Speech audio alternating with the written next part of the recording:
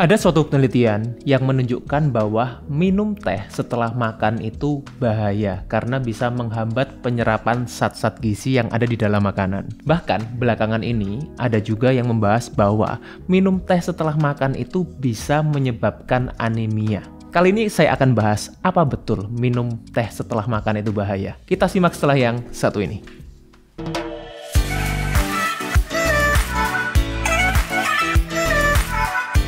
Oke, jadi sebelum masuk ke materinya, saya akan intro dulu, saya perkenalkan dulu yang ada di meja ini, Healthy Cook. Jadi Healthy Cook ini adalah provider makanan sehat yang berdomisili di Surabaya. Jadi ada cateringnya, juga ada cemilan-cemilan sehatnya juga. Spesialisasinya Healthy Cook ini adalah personalized healthy catering. Maksudnya gimana? Bukan healthy catering yang biasa, tapi juga bisa menyesuaikan dengan kebutuhan tiap orang perorangan. Sesuai goalnya, sesuai kondisi kesehatannya, yang disesuaikan dengan kebutuhan masing-masing individu. Oke, sekarang kita akan masuk ke materinya. Halo Sobat Sehat, jumpa lagi bersama dengan saya Dr. Hans di channel kesayangan kita SB30 Health episode Panas, panduan nutrisi tanpa sensor. Dan kali ini saya akan kupas tuntas mengenai bahaya minum teh setelah makan. Karena belakangan ini juga banyak sekali dibahas, bahkan mungkin di beberapa video itu juga ada yang share sama saya bahwa oh dok, ini katanya ada yang bilang bahwa minum teh setelah makan itu bahaya. Dan bahaya yang paling sering disebutkan adalah karena minum teh ini bisa menyebabkan kekurangan zat besi yang bisa menyebabkan penyakit anemia atau kekurangan darah. Biasanya yang paling sering dikatakan gitu, wah kurang darah dok ini karena kurang zat besi. Salah satunya adalah disebabkan karena minum teh setelah makan. Padahal fenomena yang terjadi di Indonesia paling sering selama ini ya, kalau kita perhatikan, masih ingat kan suatu tagline, apapun makanannya, minumnya, nah dilanjutin sendiri tuh. Jadi itu kan suatu jargon yang sangat populer ya, mulai dari zaman-zaman saya mungkin masih jauh lebih muda dibandingkan sekarang. Kemudian selain itu juga semua penyakit di Indonesia itu bisa diselesaikan dengan minum teh hangat. Contoh, orang yang udah pusing disuruh minum teh hangat, perutnya kembung disuruh minum teh hangat. Kemudian bahkan orang yang pingsan, yang sinkop itu, mereka juga pertolongan pertama adalah minum teh manis hangat. Jadi di Indonesia itu kalau kita disuguhkan, kita bertamu di rumah orang, juga paling sering ditawarin adalah untuk minum teh juga gitu. Jadi teh itu mungkin sangat dekat di hati orang Indonesia. Ketika teh ini dikatakan suatu minuman yang berbahaya untuk kesehatan, tentunya ini juga bisa mengecewakan banyak orang, terutama buat sobat sehat yang pecinta teh juga. Dan fenomenanya juga di Indonesia, selain ini juga bisa menyelesaikan banyak penyakit, teh ini juga dikatakan adalah minuman yang dianggap sehat setelah air putih. Nah, meskipun bukan hanya teh ya, jadi ada beberapa minuman jus, smoothies, atau mungkin minuman-minuman herbal. Teh ini juga salah satu juga yang dianggap minuman sehat, memberikan banyak manfaat kesehatan. Sebelumnya, kita perlu tahu dulu, jenis teh itu ada banyak. Saya bukan bicara mengenai brand-brandnya, saya bicara mengenai jenis teh yang populer di Indonesia. Saya sebutkan beberapa di sini ya. Contohnya adalah teh hitam, atau yang kita sebut dengan black tea.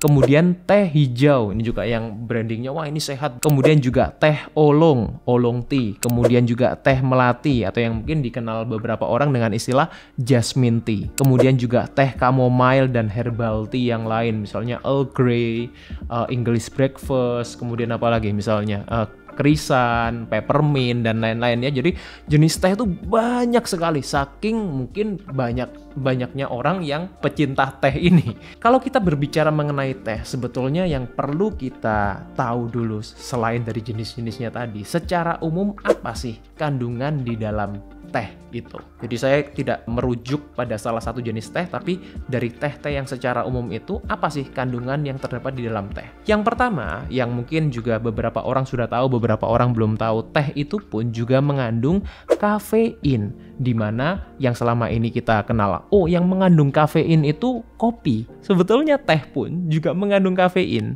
tapi kafein di dalam teh itu jumlahnya tidak setinggi di dalam kopi ya. Jadi meskipun dalam arti jenis teh ini kan juga macam-macam tadi. Biasanya teh yang mengandung kafein lebih tinggi itu adalah golongan yang green tea tadi. Sedangkan teh-teh yang herbal, teh yang chamomile, peppermint dan lain-lain itu relatif mengandung kafein lebih rendah. Tapi tetap mereka mengandung kafein. Yang kedua, nah ini yang paling banyak dibahas tadi yang dikatakan membuat teh itu berbahaya untuk kesehatan, menyebabkan penyakit anemia, kemudian menghambat penyerapan zat gizi dan lain-lain adalah kandungan taninnya ini tadi. Kemudian nanti akan saya bahas lebih detail ya mengenai tanin ini. Kemudian teh juga mengandung yang namanya katekin. Nah, katekin ini juga suatu antioksidan yang dikatakan tadi yang terutama yang green tea ya, mengandung yang namanya EGCG. Nah, EGCG itu adalah kandungan, salah satunya adalah katekin tadi ini, yang katanya bisa untuk meningkatkan kesehatan jantung, kemudian juga bisa untuk membantu pembakaran lemak dan lain-lain. Nah, itu kandungan katekin. Kemudian juga mengandung theanin. Theanin ini adalah salah satu asam amino juga yang terkandung di dalam teh. Ini juga memiliki banyak manfaat kesehatan. Kemudian teh secara umum itu juga mengandung yang namanya flavonoid dan antosianin. Nah, ini juga kedua antioksidan yang punya banyak manfaat untuk meningkatkan imun, untuk kesehatan jantung, untuk pencernaan dan lain-lain. Ya, jadi secara umum ini adalah kandungan teh dan kenapa banyak orang yang menganggap teh ini menjadi minuman sehat. Ya ini karena ada kandungan polifenol, antioksidan dan lain-lain. Tapi kenapa, Dok, kalau memang teh ini mengandung banyak manfaat kesehatan, kok dibilang bahaya? Di sini ya, saya tampilkan beberapa artikel dan ini artikel dari website-website yang ternama. Saya yakin juga Sobat Sehat banyak untuk membaca di website-website ini, baik dari sini maupun juga mungkin di platform-platform sosial media. Banyak juga yang membahas mengenai bahaya minum teh untuk kesehatan. Contoh di sini ya, saya ada dari kompas.com, ada dari Halodoc, ada dari YesDoc dan juga dari platform-platform yang lain. Semuanya menyatakan bahwa minum teh setelah makan itu bahaya untuk kesehatan. Ya, banyak sekali Sobat Sehat bisa cek sendiri di artikel-artikelnya. Saya tidak akan membahas secara detail, tapi ini sudah dipublish di banyak sekali website. Bahkan di beberapa studi pun itu juga dinyatakan bahaya minum teh setelah makan. Terutama di kandungan tanin tadi, itu yang paling banyak di highlight ya, di kandungan tanin dan beberapa kandungan-kandungan teh yang lain. Nah, di sini saya berikan suatu summary ya, jadi mengenai bahaya minum teh yang paling banyak dikatakan di baik itu di artikel maupun di studi. Yang pertama, minum teh setelah makan itu dianggap bahaya karena apa ya nih? Paling besar adalah karena ini bisa menyebabkan anemia. Nah, kalau kita berbicara mengenai anemia, itu yang paling sering dikatakan orang ini kan kurang darah. Dan yang paling sering itu adalah karena dihubungkan ya dengan kekurangan zat besi. Nah, ini menariknya ya. Jadi menurunnya zat besi atau defisiensi zat besi yang selalu dikatakan, oh kalau orang anemia itu selalu karena kekurangan zat besi. Makanya mungkin buat Sobat Sehat yang selama ini mungkin merasa, wah ini kurang darah, yang pertama kali diberikan adalah suplemen zat besi juga oleh dokter pada umumnya. Dan ada suatu senyawa di sini ya, yang tadi terkandung di dalam teh yang namanya tanin ini, ya ini yang menghubungkan antara kekurangan zat besi dengan terjadinya anemia. Nah, ini yang paling besar. Yang kedua, yang biasanya juga cukup sering dikatakan bahaya, itu adalah karena teh ini juga dianggap bisa memicu yang namanya GERD. Nah, GERD ini adalah salah satu penyakit yang cukup banyak dialami, terutama juga oleh orang-orang yang memiliki masalah-masalah ini ya, pencernaan ya. Jadi karena apa? Karena GERD ini adalah suatu kondisi kesehatan yang membuat kita itu merasa kembung, ya, kemudian merasa asam lambungnya naik, atau yang selama ini kita sering katakan dengan istilah MAH. Jadi banyak sekali ya pasien-pasien saya juga itu yang selama ini selalu menghindari konsumsi teh, kopi, dan lain-lain ya. Karena apa? Karena ini bisa memicu GERD. Meskipun perlu kita ingat bahwa memicu itu berbeda dengan menyebabkan. Kalau kita bilang memicu, artinya apa? Sudah punya kondisi GERD sebelumnya. Jadi bukan berarti teh, kopi, dan lain-lain itu yang menyebabkan orang kena GERD. tapi mereka sudah punya GERD. Jadi ketika mereka konsumsi teh, kopi, dan lain-lain tadi ya yang mengandung kafein ini memang bisa memicu, tapi bukan menyebabkan. Yang ketiga, minum teh itu juga dikatakan bahaya karena apa? Karena menghambat penyerapan zat gizi. Juga dihubungkan dengan adanya kandungan asam fitat di dalam teh. Meskipun sebetulnya kalau based on study, kandungan asam fitat di dalam teh itu sangat kecil, berbeda dengan kandungan taninnya tadi. Asam fitat itu juga terkandung di dalam secara natural ya. Jadi asam fitat itu adalah salah satu zat anti gizi, anti nutrien yang terkandung di dalam tumbuh-tumbuhan. Mungkin next time akan saya bahas, kalau misal Sobat Sehat tertarik, saya bahas mengenai asam fitat itu terkandung di dalam makanan apa aja sih, Dok? Kemudian apa benar ini berbahaya untuk kita, bisa menyebabkan kita kekurangan gizi, kekurangan nutrisi ketika kita itu mengkonsumsi makanan-makanan yang mengandung asam fitat.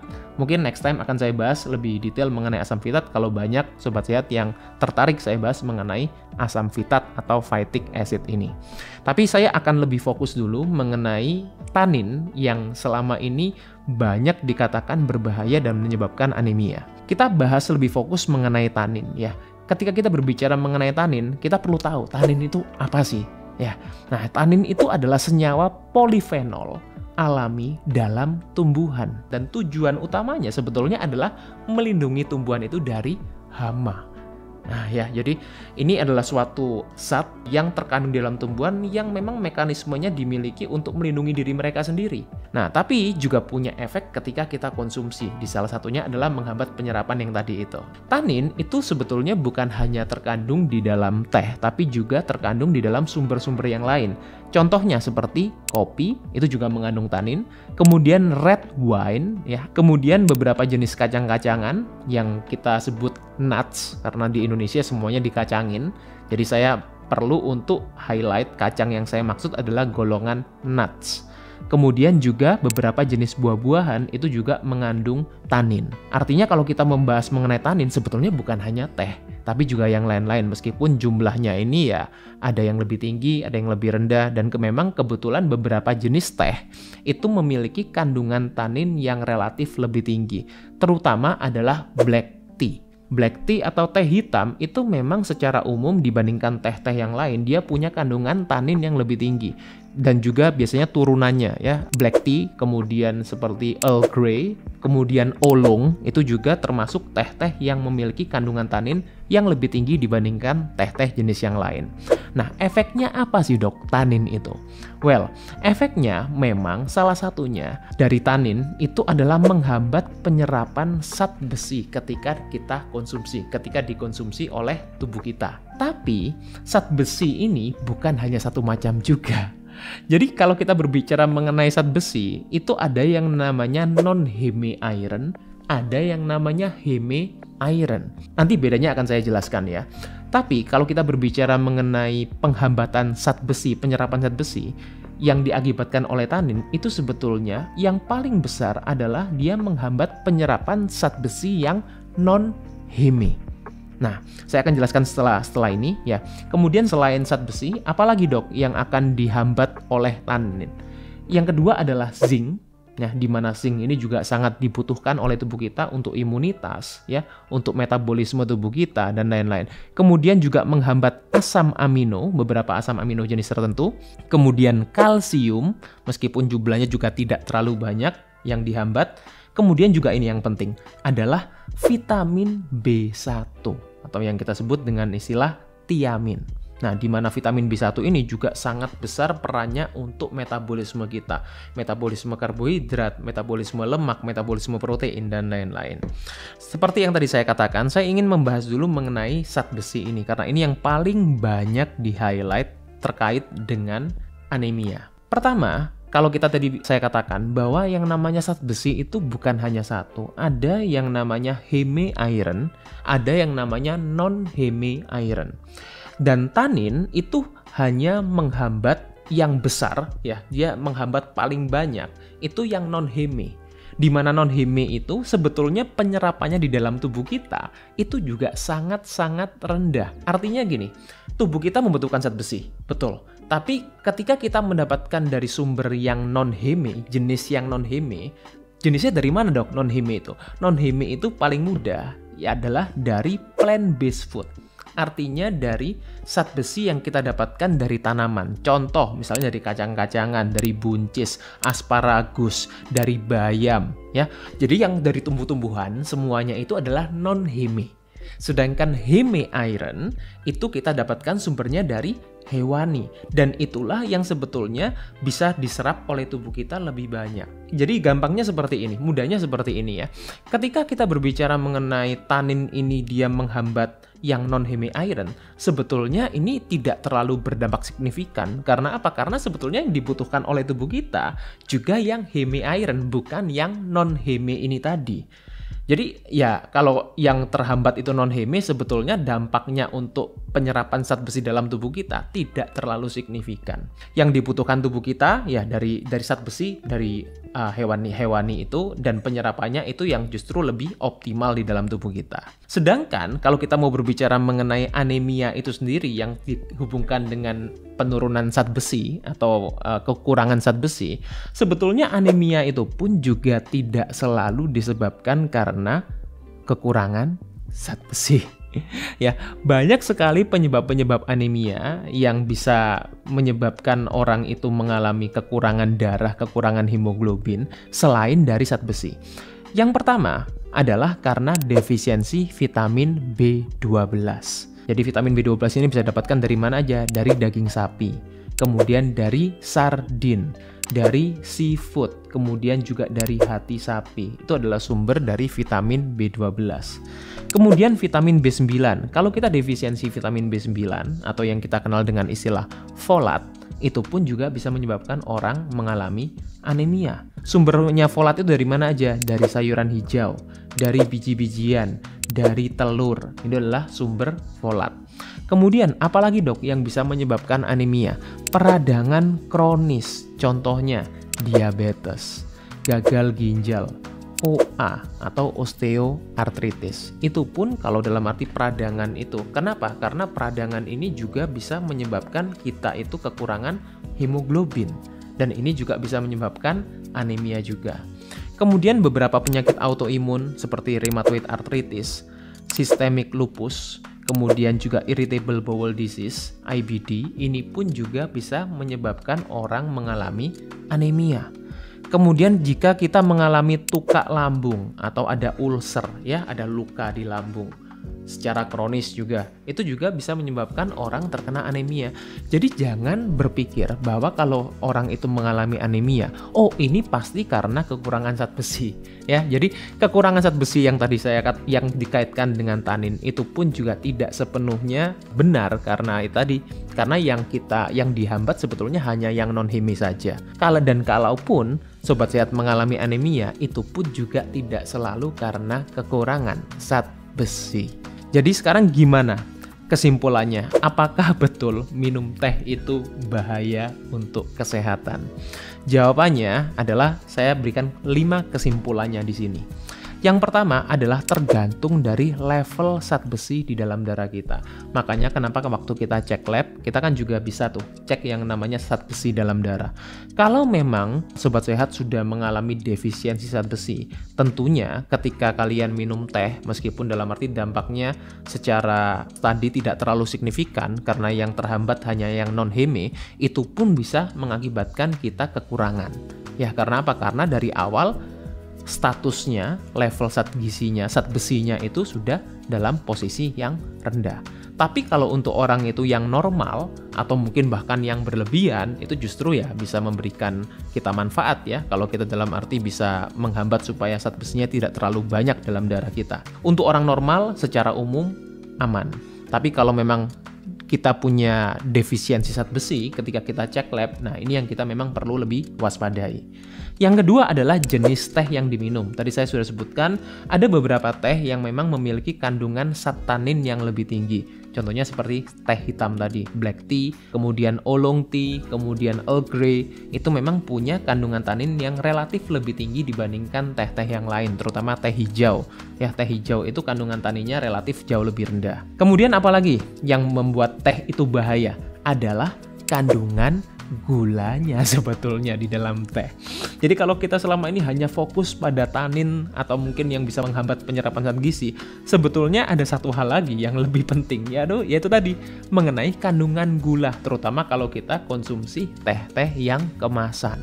Makanya kita perlu perhatikan. Jadi sebetulnya bukan hanya teh ya, tapi karena memang di Indonesia itu sangat erat nih kita hubungan orang makan dengan minum teh. Makanya kita juga perlu memperhatikan kandungan gula di dalam minuman kita termasuk teh ya.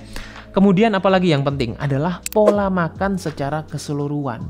Nah, orang itu seringkali kan hanya menyalahkan salah satu jenis, wah ini teh ini bahaya, minum ini bahaya, minum ini nggak baik ya. Sebetulnya kalau kita mau berbicara lebih realistis, kita berbicara lebih objektif, yang membuat bahaya itu adalah pola makan secara keseluruhannya. Jadi bukan mengenai tehnya, bukan mengenai salah satu minumannya, tapi contoh tadi seperti kalau kita menyebutkan bahwa beberapa penyakit, contoh penyakit kronis paling sering itu disebabkan karena apa? Karena proses yang terjadi dalam jangka waktu yang panjang.